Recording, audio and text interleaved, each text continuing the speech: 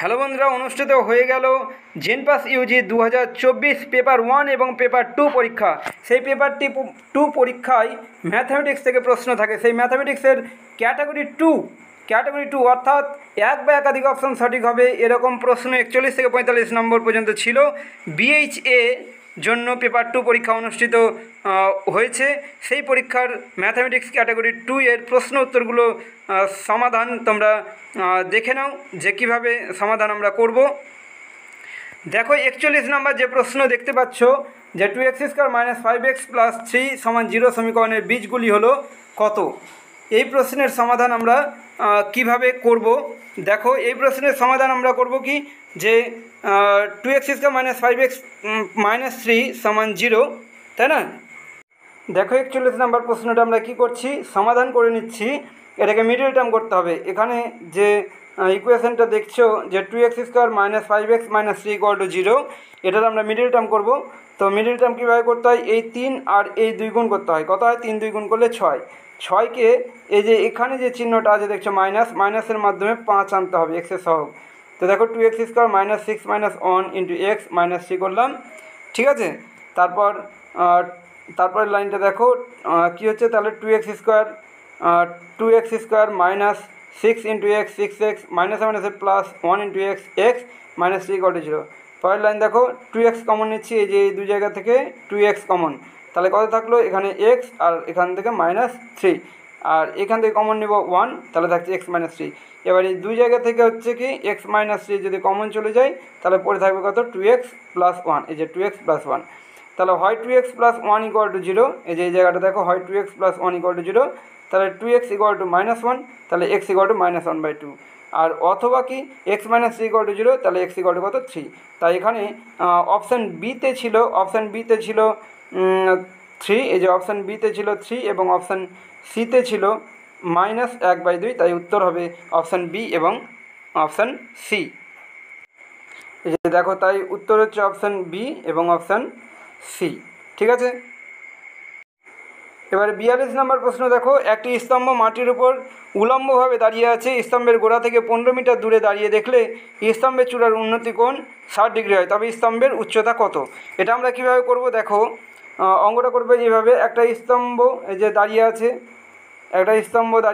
এইভাবে, হ্যাঁ, লম্বভাবে দাঁড়িয়ে আছে, দিয়ে স্তম্ভের গোড়া থেকে 15 মিটার দূরে, মানে এই যে এতটা দূরে দাঁড়িয়ে স্তম্ভের চূড়ার উন্নতি কোণ কত, এই যে এটা হচ্ছে 60 ডিগ্রি, ঠিক আছে।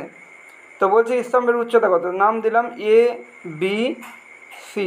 তো স্তম্ভের উচ্চতা বিসি কত 15, ঠিক আছে। তাহলে এ বি বার করতে হবে। তাহলে আমরা লিখতে পারবো এ বি বাই বিসি অর্থাৎ লম্ব বাই ভূমি সমান কি tan থিটা। তো tan থিটা মানে কত, এখানে 60 ডিগ্রি থিটার মান। তাহলে এ বি বাই বিসি কত আছে, বিসি আছে 15, সমান কত tan 60 ডিগ্রির মান হচ্ছে √3। তাহলে এখান থেকে দেখো এ বি সমান কি লিখতে পারবো, এ বি সমান লিখতে পারবো বজ্রগুণন করে দাও, তাহলে 15√3 মিটার হবে। তাহলে এ বির মান হবে 15√3 মিটার। তাহলে এখানে সঠিক উত্তর কি অপশান ডি হচ্ছে 15√3 মিটার। তারপর 43 নম্বর প্রশ্ন দেখো, 43 নম্বর প্রশ্নে বলেছে চিত্রে ও হলো বৃত্তের কেন্দ্র, বৃত্তের পরিধি 90 সেমি হলে পিকিউ বৃত্তচাপের দৈর্ঘ্য কত। তো এটাকে কীভাবে করব, পিকিউ বৃত্তচাপের দৈর্ঘ্য বের করতে বলেছে, ঠিক আছে। তো দেখো 43 নম্বরের ছবিটা ছিল এই রকম, ঠিক আছে। এখানে যে কোণটা দেওয়া রয়েছে দেখো, এখানে কোণটা আছে 45 ডিগ্রি।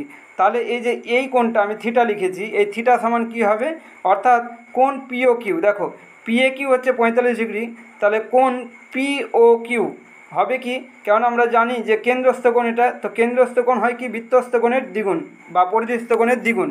তাহলে দ্বিগুণ হলে কত হবে, দ্বিগুণ হলে হয়ে যাবে দেখো 2 × 45 ডিগ্রি সমান কত, সমান হচ্ছে 90 ডিগ্রি। তাহলে এটা পেলাম, এই যে এখানে থিটা ধরেছি ওই কোণটার মান। এবার বলেছে পি কিউ বৃত্তচাপের দৈর্ঘ্য কত। তো বৃত্তচাপের দৈর্ঘ্যের ফর্মুলা কি, বৃত্তচাপের দৈর্ঘ্যের ফর্মুলা হচ্ছে দেখো যে থিটা ইন্টু বৃত্তের পরিধি বাই 360 ডিগ্রি। তো এখানে আমরা মানটা বসাবো। দেখো থিটা মানে কত, থিটা মানে বের করেছি, থিটা মানে হচ্ছে 90 ডিগ্রি, তাহলে 90 বসালাম। বৃত্তের পরিধি ওখানে বলা ছিল, বৃত্তের পরিধি বলা ছিল হচ্ছে 90, তাহলে 90 বসালাম বাই 360। তাহলে এখানে কী করলাম, আমরা বসিয়ে দিলাম এই মানগুলো। ঠিক আছে। এরপর মানগুলো বসানোর পর কাটাকাটি করলাম, কাটাকাটি করলে আসছে 45/2। তো 45/2 মানে কত? 45/2 মানে হচ্ছে 22.5 সেমি। তো অপশান বিতে ছিল এটা, তাই উত্তর হবে অপশান বি। দেখো এই যেখানে দেখতে পাচ্ছ অপশান বিতে 22.1/2 সেমি, তাই এটা উত্তর হবে সঠিক। এবারে 44 নম্বর প্রশ্নটা দেখো। 44 নম্বর প্রশ্ন বলেছে সত্য বিবৃতিগুলি চিহ্নিত করো। থিটার মান 0 ডিগ্রি থেকে 90 ডিগ্রির দিকে বাড়লে সাইন থিটা এর মান 0 থেকে 1-এর দিকে বাড়ে, এটা সঠিক হবে।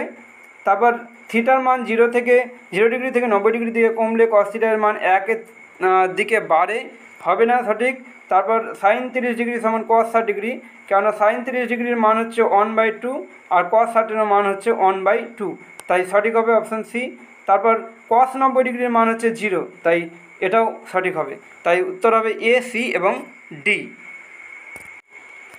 তারপরে 45 নম্বর প্রশ্নটা দেখো। নিচের বৃত্তের সেট দেওয়া অংশের ক্ষেত্রফল নির্ণয় করতে হবে। বৃত্তের ব্যাসার্ধ 7 সেমি এবং কোণ এ ও পি সমান 60 ডিগ্রি দেওয়া আছে। এই যে ছবিটা তোমরা লক্ষ্য করো, তারপর আমি তোমাদের অঙ্ক দেখাচ্ছি কিভাবে করব। এটা কি বলেছে? ক্ষেত্রফল বার করতে বলেছে ওই অংশটার। দেখো এই যে 45 নম্বর প্রশ্নটি, এটা ছবি ছিল, ঠিক আছে। তো বৃত্তের ব্যাসার্ধ বলা ছিল কত? বৃত্তের ব্যাসার্ধ বলা ছিল 7 সেমি এবং এই যে কোণটা এখানে দেখতে পাচ্ছ, এই কোণটা বলা আছে 60 ডিগ্রি, ঠিক আছে। তো ওটাকে আমি থিটা বললাম, থিটা সমান 60 ডিগ্রি। তাহলে এই যে বৃত্তকলাটার ক্ষেত্রফল বের করতে হবে। তো বৃত্তকলার ক্ষেত্রফল আমরা কিভাবে পাবো? বৃত্তকলার ক্ষেত্রফল বের করার ফর্মুলা হচ্ছে, দেখো, θ/360 × πr²। তাহলে থিটা মানে কত? থিটা মানে হচ্ছে 60 ডিগ্রি, দেখো মান বসিয়েছি। থিটা মানে 60/360 ইন্টু পাই মানে 22/7 ইন্টু আর মানে কত? আর মানে তো বলা ছিল 7, তাহলে 7-এর² মানে 7 × 7। যদি কাটাকাটি করি তাহলে আসছে কত? 77/3। 77/3 মানে হচ্ছে 25/2/3, ঠিক আছে। তাই সঠিক উত্তর হচ্ছে অপশান সিতে রয়েছে 25/2/3, তাই সঠিক উত্তর হচ্ছে অপশান সি। এখানে যে সঠিক উত্তর অপশান সি, 25/2/3 বর্গ সেমি ক্ষেত্রফল। তাহলে দেখো তোমাদের সামনে আমি ক্যাটাগরি 2 এর যে অঙ্কের প্রশ্ন উত্তরগুলো নিয়ে তুলে ধরলাম, তোমরা দেখে নাও যে কতগুলো প্রশ্ন সঠিক করেছো তোমরা। পরবর্তী ভিডিওতে আমি বাকি অংশগুলো নিয়ে আলোচনা করব। এখন এই পর্যন্ত, দেখা হচ্ছে পরবর্তী ভিডিওতে। Thank you so much.